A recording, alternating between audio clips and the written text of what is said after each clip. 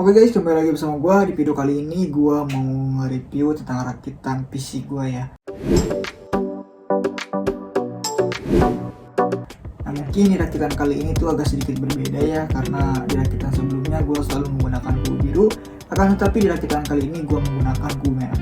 Oke, langsung saja. Di rakitan kali ini gue menggunakan AMD Ryzen 5 5600G series. Mungkin rakitan kali ini tuh adalah salah satu rakitan PC impian gue ya, meskipun ada beberapa komponen yang harus gue pending karena masalah budget yang agak kurang gitu. Untuk prosesor ini tuh di dalamnya udah ada iGPU, dimana kita tidak perlu menggunakan VGA eksternal ya. Akan tetapi meskipun demikian, gue yakin dengan performa dari AMD Ryzen 5 5600G series ini bisa menopang kebutuhan gue untuk edit video ringan. Nah, untuk spesifikasinya, AMD Ryzen 5 5600G series ini memiliki 6 core dan 12 thread. Untuk base clocknya ada di 3,9 GHz dan boost clocknya ada di 4,4 GHz dengan Radeon Vega 7 Compute Unit. Untuk TDP-nya ada di angka 65 Watt. Nah, untuk harganya sendiri di sini gua beli baru ya di aplikasi Amazon dengan harga 2 mang lebih. Kalau misalkan dirupiahin itu sekitar 2 juta lebih. Nah, untuk motherboardnya di sini gua menggunakan MSI B550 Tomahawk ya. Di sini ini gue beli di toko offline Jepang itu sekitar 1 mang 5.000. Kalau misalkan dirupiahin itu sekitar 1.600.000 sampai 1.700.000-an gitu ya. Nah, kemudian untuk penyimpanannya di sini gue menggunakan SSD dari Team Group ya. Nah, ini SSD-nya gue beli ini di harga 5.500 ya. Kalau misalkan dirupiahin itu sekitar 500 sampai 600 ribuan ya. Nah, ini gua beli yang kapasitasnya itu 512 GB ya. Ini gua akan dipergunakan untuk sistem Windows ya. Karena untuk penyimpanan yang lainnya gua akan bisa lagi. Nah, untuk penyimpanan lainnya gua menggunakan hard disk dari Seagate ya. Ini kapasitasnya 2 TB. Gua ini beli di Amazon juga, harga baru gitu ya. Ini sekitar 6.500 yen. Kalau misalkan dirupiahin itu sekitar 700 ribuan lebih ya. Nah, kemudian untuk RAM-nya di sini gua menggunakan Fiber Gaming ya. 16 GB, 8x2 dual channel ya. Gue ini beli di Amazon juga. Ini gue beli di harga sekitar 8.400-an ya. Kalau misalkan ini dirupiahin itu sekitar 900 ribuan lebih ya kalau nggak salah ya. Hampir 1 juta gitu.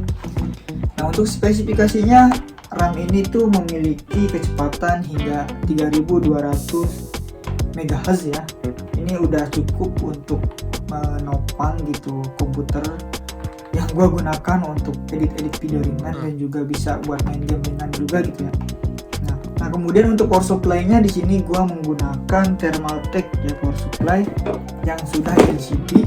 Ini gua beli di Amazon juga, itu sekitar 6.000 yen ya. Kalau misalkan dirupiahin itu sekitar 600.000 lebih ya.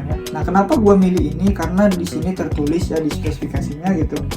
AC inputnya itu voltage-nya antara 100 volt sampai 240 volt. Nah, kenapa gua milih yang antara range ini? Karena di Jepang itu voltage-nya itu sekitar 110 volt ya. Kan tapi kalau di Indonesia itu 220 volt. Nah, jadi kenapa gua pilih ini? Karena meskipun di Jepang, sekarang gue tinggal di Jepang kan, tapi kalau misalkan nanti semisal gue pulang ke Indonesia, kalau misalkan pengen membawa komputer ini, gue dengan leluasa bisa membawanya, karena di Indonesia juga sudah bisa dipastikan bisa digunakan. Apalagi ini buat jangka panjang juga udah lumayan bagus ya, karena di sini udah ada sertifikat 80 plus ya bronze.